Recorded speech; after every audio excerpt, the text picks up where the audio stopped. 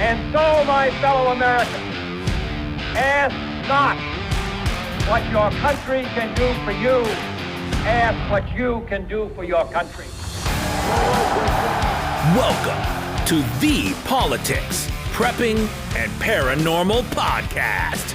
Flippity-jibbity nonsense. I thought it was terrific. Not just big, it's yeah. Let's go.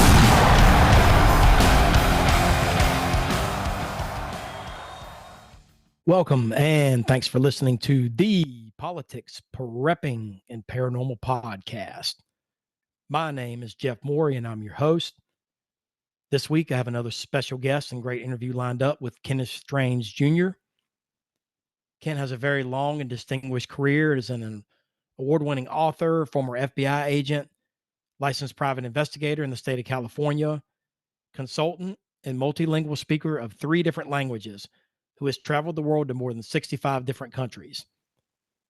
During his 21-year federal law enforcement career, Ken has worked for the FBI on the Joint Terrorism Task Force and has received several awards from the CIA, the U.S. military, and the FBI for his work during the first Gulf War in 1991, and he's been credited with helping to shorten the war and save lives. Ken's a true American patriot, and I'm honored to have him on the show this week. But before I welcome Ken to the show, let's talk about some of this week's big news stories.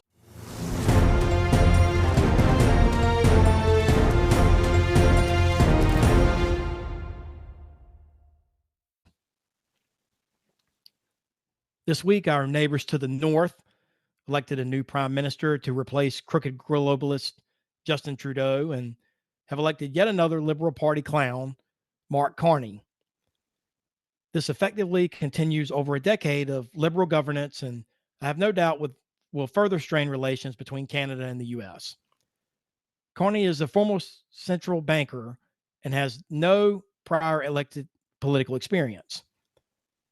This comes also after polls have repeatedly showed conservative candidate Pierre Poilievre leading by double digits. It's clear to me that we are not the only country that has serious questions about election integrity. On Thursday, it was announced that the U.S. and Ukraine have signed the long-awaited and highly debated rare minerals deal. Under the terms of the new deal, the U.S. will have access to many of Ukraine's vast reserves of critical minerals, such as titanium, graphite, and lithium, and will establish a new U.S.-Ukraine Reconstruction Investment Fund, which will help kickstart Ukraine's economic recovery from its war with Russia. For the U.S., the deal will allow us access to these valuable and rare earth minerals at a time when we are in the midst of a brutal trade war with China. And around 90% of the world's current rare earth stocks are sourced.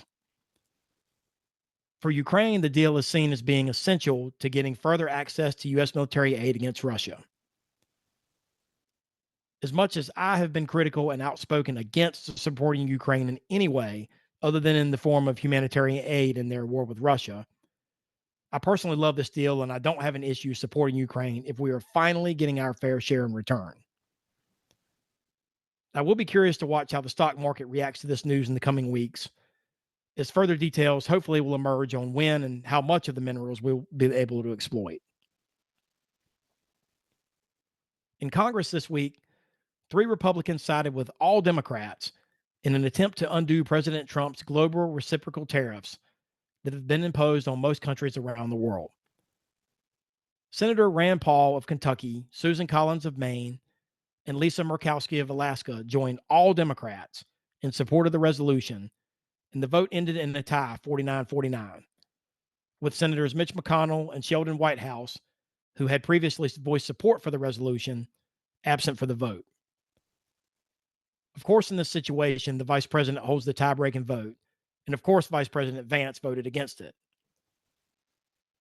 Even if it had passed the Senate, it likely would have been shot down in the GOP-controlled House, and President Trump has already said, obviously, that he would veto the resolution if, for some reason, it were to pass Congress.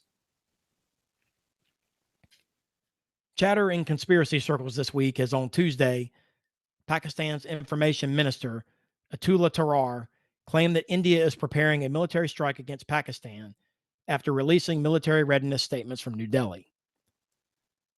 The information follows a terrorist attack in India, which took place on April 22nd, that claimed the lives of 26 tourists.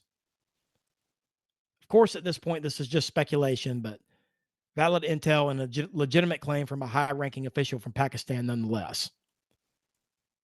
Let's hope this is false. The last thing we need right now is more world conflict while we're in the midst of a trade war, which hopefully will be over by the end of the summer and will well in advance of upcoming midterm elections. In my opinion, if we don't get these tariff and trade wars done relatively soon, it could be brutal for the GOP come election time. And last story this week, on Thursday during a speech at the White House on the National Day of Prayer, President Trump hints at some of the biggest tax cuts in history, saying there will be no tax on tips, no tax on overtime, no tax on Social Security, and an interest rate deduction on cars made in America. No info yet on when all this will take effect, but hopefully Congress will get to work on this soon.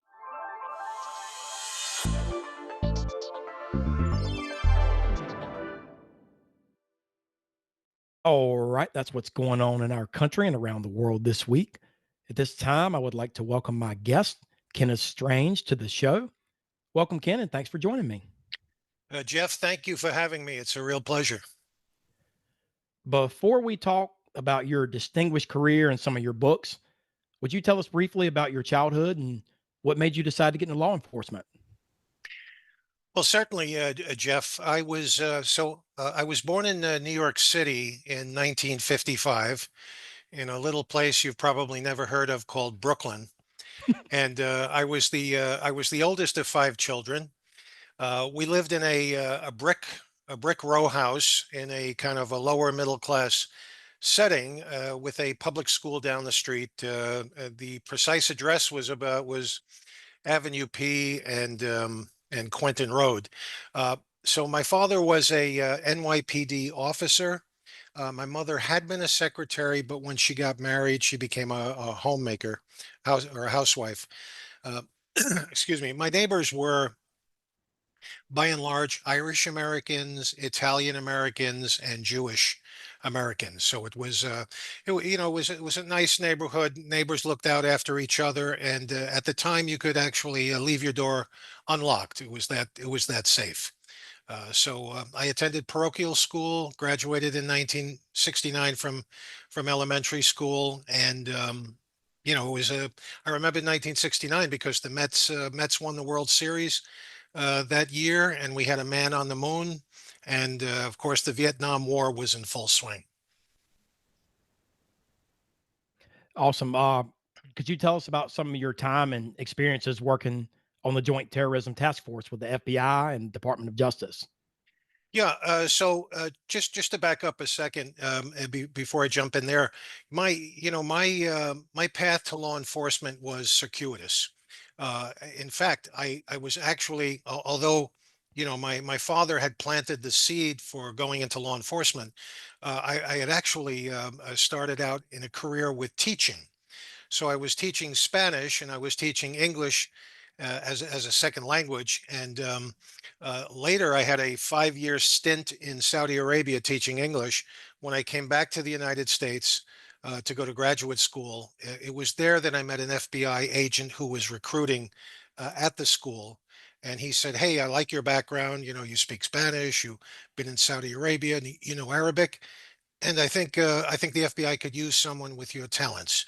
So it was that point that I decided, you know what, I'm caution to the wind. I'm all in, and I jumped in. So yeah, that was kind of where the law enforcement came from.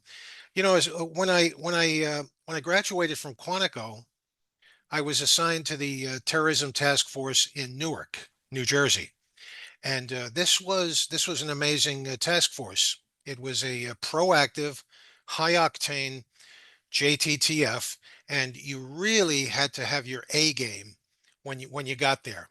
There was so much coming at us. There was so many groups, so many violations that, as I said, you best come with your A game. So we investigated all kinds of groups, but my specialty was, as you would surmise, Middle East terrorism. I mean, that's where I had been in Saudi Arabia, and I learned about terrorism back then. So that was my stick. And I worked cases with Abu Nidal and with Islamic Jihad, the PLO, the PFLP, those groups. But there were many others. There were, I had my first case was an IRA murder case of a British Army captain. So we did Sikh terrorists, Jewish Defense League, Black Liberation Army, you name it, we did it. And I referred to it, and I referred to it in the book as the candy store of terrorism. So we were fully engaged. I had like a 2 week kind of apprenticeship, and then they couldn't afford any more time with me. But we were so few, it was kind of every man and every woman for herself. So we worked on the Pan. When I got there, we were working on Pan Am 103, the bombing. There was still leads that needed to be done. We had a Japanese Red Army case that was actually in the legal system. One of the guys on our task force, a state trooper, had pulled over Yu Kikamura. He was a Japanese Red Army fella, and he was on his way.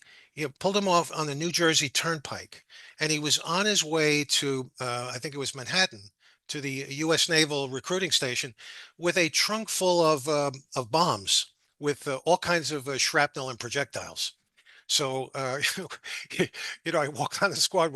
We have that case, and many others. We were still working.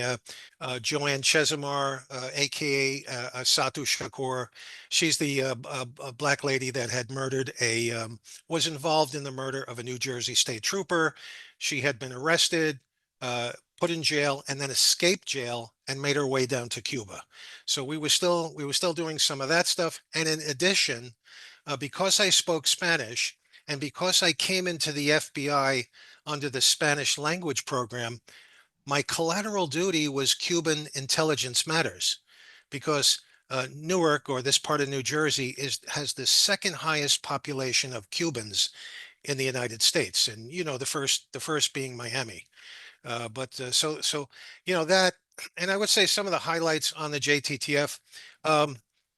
You can only imagine when I was leaving Saudi Arabia after 5 years of teaching, I stopped in Egypt on my way back to the United States, and I visited Cairo. And most tourists, normal tourists, will say, "I want to go to the pyramids," or "I want to take a boat ride down the Nile River." Oh, not me. I asked the taxi driver to take me out to the grandstand where the Anwar Sadat had been assassinated by Islamic Jihad. I was so interested in terrorism, that's where I started. Now, can you imagine, I'm a teacher, just finished up teaching, and I'm putting my fingers in the bullet holes. They're still fresh in the grandstand where he was assassinated, and I think 9 other dignitaries that were with him by Islamic Jihad. And not knowing that in a few years, I would be going toe to toe, jaw to jaw in Arabic with the person that was responsible for the assassination. And I'm talking about the blind sheikh, Omar Abdulrahman. So he shows up in our neighborhood in 1991, and now he's rabble rousing all over the mosques in our area and in Brooklyn. And the end game is terrorism and the bombing of iconic landmarks in New York. So we had that going on.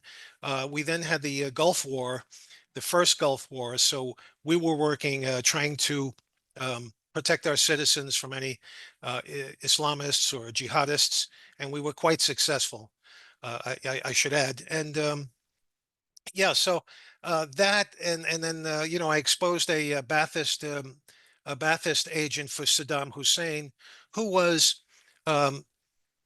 recruited by someone in our squad who didn't know enough about the Middle East and was very happy to work this person under the Iranian matters. But this person was just bogus. The person was a lackey for Saddam Hussein. He was an agent for Saddam Hussein, and he was coming back and forth from Iraq through Jordan and into New Jersey.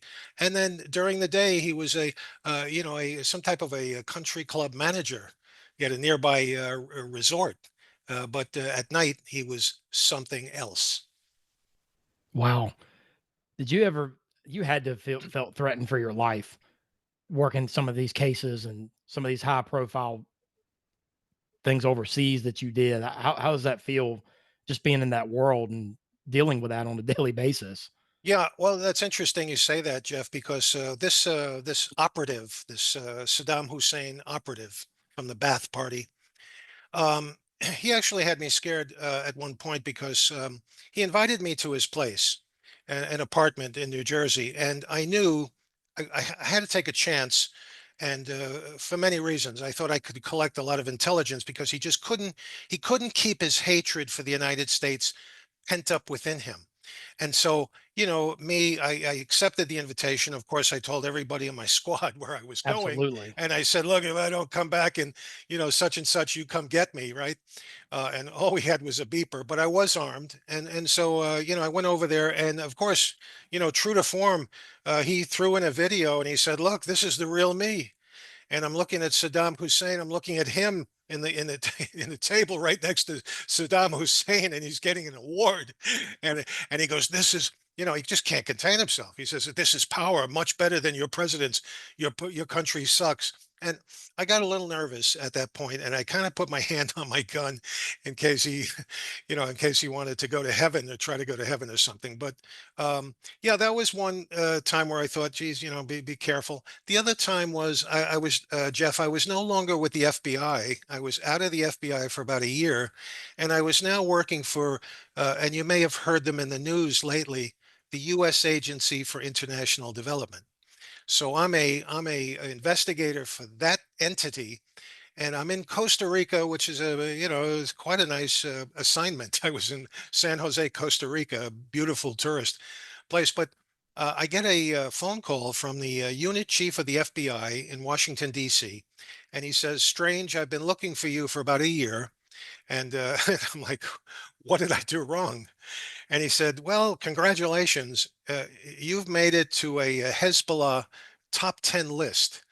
And I said, Jesus, you got to be kidding me. I've never even worked Hezbollah. Not the kind of list you want to be on. I would Not, imagine. no way, no way. But so I said, could you kind of tell me a little more about this? I mean, what's at stake here? And he said, well, don't worry, you're in great company.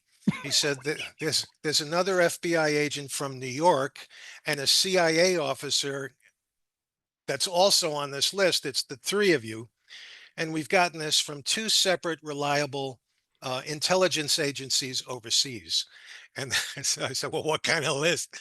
And he said, we're working on that. So of course, I'm like, oh my God. So then he says, are you packing?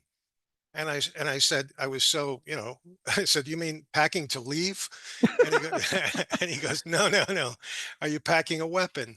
And I said, no, in fact, I cannot carry weapons here overseas. So he said, well, you better contact your local diplomatic security officer, tell him what's going on, and keep your eyes open. So that certainly got my attention. Again, I had never worked Hezbollah. However, I had worked all the other Arab groups. And so I may have mistakenly thought I was coming up against someone else who was actually a Hezbollah operative, but I must have pissed someone off. Right. You were talking about that with Saddam Hussein and going to meet this guy.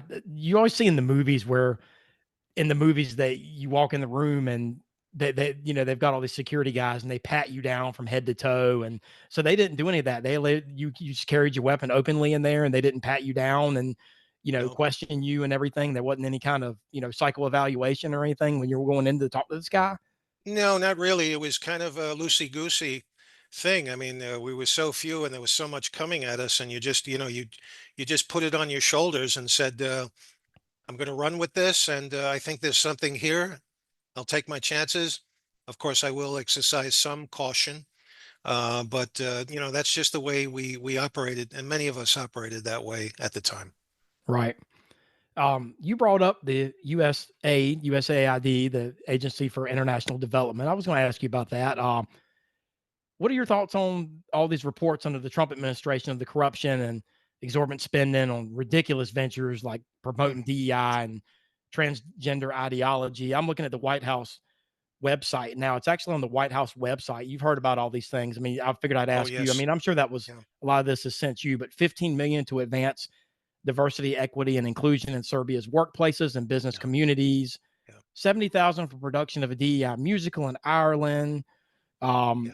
6 million to fund tourism in Egypt. Did you witness any of that when you worked for them? No, not at all. I will say this. I was there for 6 years. And of course, I'm working in Latin America. And then I also did some cases in Egypt. Um, but there was nothing like that. I will say this, the employees, um, including contractors and some of the main AID folks, project officers, did some great work, and it was kind of like feeding the poor, anti-malaria stuff, HIV work, everything. So now, look, these folks, by and large, were liberals, but we never let politics get in the way. At least back from 1992 to 98. Right. Nothing like that. I knew they were liberals, of course, but I didn't care, and they didn't care that I was maybe a conservative. Although we just didn't talk about politics. Everything, Jeff, was about the mission. You do your work, and if there's some type of fraud or waste or abuse, you contact me, and I'll help you with your program, your project, or whatever it was. And that's the way we looked at it. So when I see what's going on now, what has gone on, it's astounding. It's shocking. It's sickening, quite frankly. Where it seems like the dream, our nightmare, but the dream of a progressive leftist, trying to poke people in the eye, saying, look at this crazy and fantastic project. That's surely going to piss you off, and if we can piss you off, so much the better. Um, it's it's it's unbelievable. It's shocking. Yeah, it's a shame to see it because I mean, you hear about Doge cutting all the funding for places like this, and the agencies like this have a purpose, and it's just a shame to see it. I mean, you don't know. I'm not there, so I can't say yes or no. This is what's going on, but just from the things that I've heard, I just thought it was interesting that you work for this agency and so maligned now. You hear all the talk about it, so I appreciate your insight. I was curious to get your thoughts on it and the current state of it. Yeah, So, it's Jeff. It's regrettable, and it's very sad. Very sad. absolutely. Um, since you've retired from the FBI, you've become a highly sought after consultant in international affairs and law enforcement. Would you tell us about some of your work and contributions both stateside and abroad? Yes, so I retired from the feds in 2010. I was the special agent in charge of the Department of Justice, Office of the Inspector General in Los Angeles. So after that, and in fact, while I was still with the government, I was recruited by a company, multinational company, a German company called Siemens.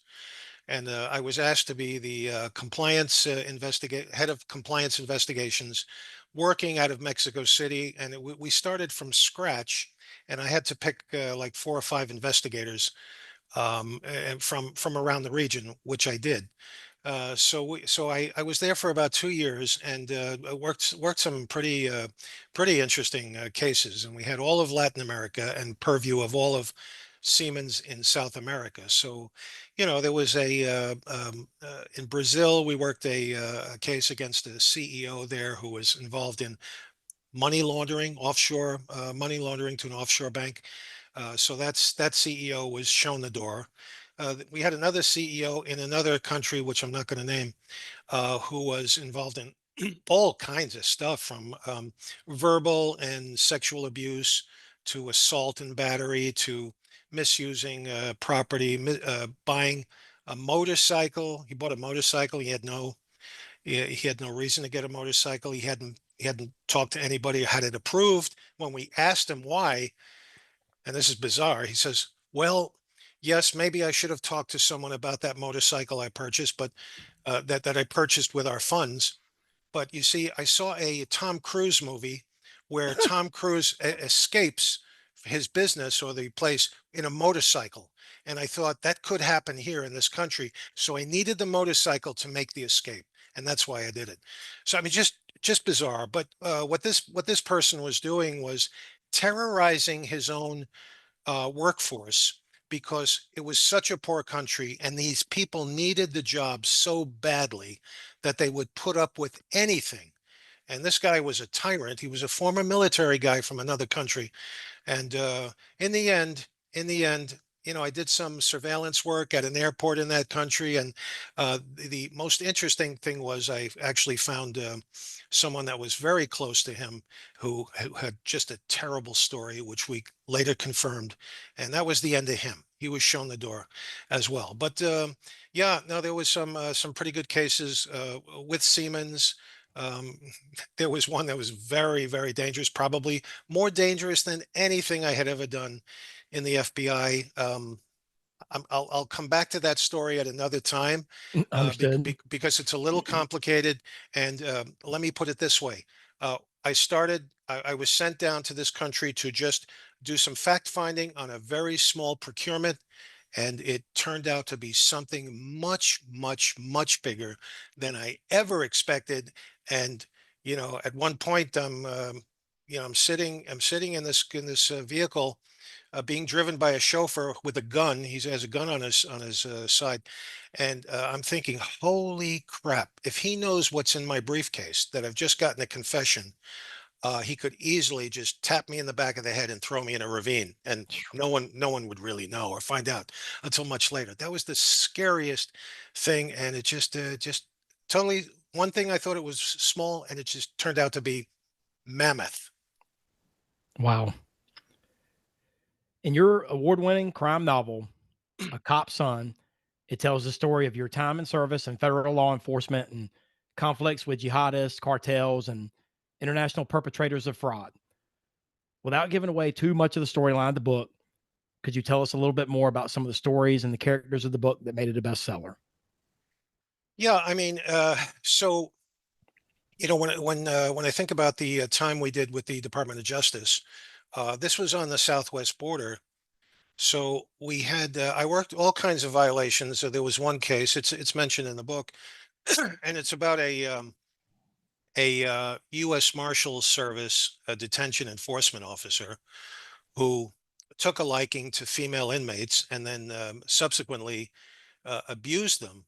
But this person also had a very strange fetish for feet. He had a foot thing called frottage, and the other thing was he was a masochist. So he would have the girls uh, kick him in the balls or rough him up, and he would say more, give me more. And some of these women were so angry with him because he was threatening, if you don't do what I say, you see that computer, I'm going to extend your sentence and you'll never see your child again. Some of them, it was one or two of them were so angry. Others were crying and they were cowering, but one or two of them said, oh, I'll be happy. I hate your guts here. And, I'm kicking you in the balls. And he'd say, oh, again. So that was a very, very strange case. I think there were, You yeah, say that. yeah, no, it was about four or five women that came out of the closet. They didn't know each other, which helped, because you have to be careful in some of those cases where they might conspire together to take the guy down. But no, this guy couldn't hold it back. In fact, the last girl that he did was actually a court security officer who was a former Miss Texas. She was sitting, I think she was sitting in a chair with her leg. A beautiful woman, but she had her leg out to another chair. He walks by, sees her, and promptly goes and straddles the leg and starts rubbing his penis against her leg. And she just shrieks and screams and says, Mother, what the hell are you doing? And he says, oh, it's a joke. And then the prosecutor said, oh, yeah, well, that's another count. That's another woman. So just amazing, amazing case. That was one. And then we had another one with a immigration inspector in El Paso. He was an inspector to one of the land bridges that we have between Mexico and the United States, in this case, El Paso. And this guy he fell into the cartels through his wife. His wife had relations on the Mexico side to the cartel. I mean, high ranking. At one point, he was being worked by four separate cells of the Vicente Carrillo Fuentes organization. That was the biggest in the country, in Mexico. So he was getting paid between $5,000 and $10,000 per car that he would wave through. He wouldn't check the car. Wow. And the commodity was at the time was marijuana and cocaine. So in the end, this was a task force, and we were watching his life spiral out of control. I mean, he was at one point he's just throwing $100 bills at people in the neighborhood. They're saying, "Where did you get this money?" He said, "Oh, Las Vegas. I won big in Las Vegas. Here's $100," and on and on and on. And we're watching. He got a Harley Davidson gift from the cartel. Then he had a Mustang from the cartel. He was good, and his marriage was just totally dissolving. So in the end, we took him down, and I think he did 40 years in prison for that. Interesting. So Jeff, I should mention at the end of my award-winning true crime memoir, A Cop's Son, I have a prologue which is dedicated to young men and women who are considering law enforcement as a profession. And in it, I provide the readers with the pros and cons of such a career, because as you know, law enforcement is not for everybody. So it's a special chapter, and I think our readers are going to like it. It's Your Camino tells the story of you and your wife's 500-mile pilgrimage across Spain.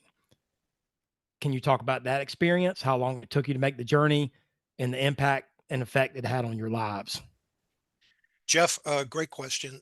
So that took place. We walked the Camino, the pilgrimage, in 2018, and Martin Sheen. I don't know if you're familiar with Martin Sheen, the actor. Absolutely. Yeah. Okay, so Martin, excuse me, Martin became a friend, and he had done a movie with his son Emilio called The Way. So we did some volunteer work with Martin in Mexico, and he said, "Oh, you and your wife, you need to do this pilgrimage. You need to do it. It's spiritual. It'll change your life." And we did, and it did change our lives.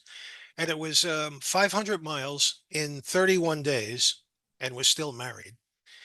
And That's a good thing. although there were times, and it was such a beautiful experience. It was a chance to reflect and see some of the most beautiful landscape in Spain. And you could reflect, meditate, pray, whatever you do. For me, it was kind of a chance to, excuse me, see where we were in life, where we were going, where we had been, and kind of, make plans. Thank God for everything that he had blessed us with. But a lot of it was the fun and the joy of not knowing what was around the corner or over the mountain or in the next town. I mean, everything, it was all new. And I realized that the joy and the beauty and the blessing for me was the other pilgrims, because each one had a unique story. They were from all countries, all religions. Some of them didn't have religions, but they were there because everyone's doing it. When we did it, there were 327,000 of us on that One pilgrimage? on it. Yeah, on that. Yes. Wow. And now, Jeff, I understand it's close to 500,000. Wow. So it's such a popular thing. And so I'd always wanted to do a book. I'd been writing many years, but mostly reports, criminal reports. But now here was a chance to actually, I had enough content at the end of this trip and enough and some beautiful photos that I said, here's my chance. I'm 62. Now's the time to do it. If I don't do it now, I'll never do it. And so that's when I published in 2019, I published that book. What's interesting is it got 2 awards. One is a rather serious award. It's called an IPPY award. I took a 2nd place. So that being my first book, I was just delighted. And I just love talking about this, the 31 days. That's a pretty incredible journey. That's something few people will get to experience in their lives. So I can see how that was absolutely life-changing. And like you said, you're still married. So that's a good thing. That's true love right there. There you go. There you go. Wow. Do you have any more books or upcoming projects you're working on currently?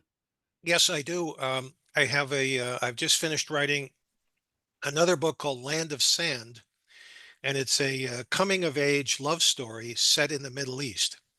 I mentioned to you that I was a teacher in Saudi Arabia for 5 years. Excuse me. So this kind of chronicles the trip to Saudi Arabia, a little bit before and during, and then meeting my wife, who was a a stewardess for the local airlines over there, and this was kind of our love story. So always wanted to write it. Here was a chance to do that, and I just finished writing it. I'm now editing. I'm into my second edit, and I hope maybe by the end of this year or next year to have it published. That's always been a dream to publish that story.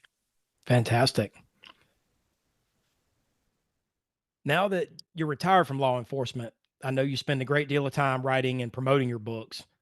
What do you like to do in your spare time? And can you tell us a little bit more about your wife and your family? Yeah. So, and there's not much, to be honest with you, there's not much spare time. I spend a lot of time promoting these books, marketing these books on, excuse me, social media and on podcasts. I do book signings and presentations to Rotaries and different clubs here and there. When we do have some time, it's to see the grandkids. We have 2 grandkids in the state of Wyoming, so we just came back from Wyoming. My wife is an RN, was an RN for about 40 years. Of course, she started as a stewardess, and then, but she had gone to nursing school, and then she got her nursing degree, and she's been still nursing part-time. So, excuse me. And then we have 2 twin daughters. Fantastic. Ken, it has been such a pleasure talking to you. I want to thank you for your service to our country, first and foremost, for all that you've done. I know you've made such a big difference overseas and really done some great things over there. Tell everybody where they can get your books. Yeah, thanks, Jeff. I feel the same about you. Thank you so much for having me. You're a terrific guy. So my books are available on Amazon and Barnes and Noble. And you can also get my books on my website, which is kennethstrange.com. Kennethstrange, one word.com. So Amazon, Barnes and Noble, and my author website. Fantastic. Everybody needs to go pick up a couple copies. They sound like absolutely great books. Thanks, Ken. It's been a pleasure. Thanks for having me, Jeff. Appreciate it.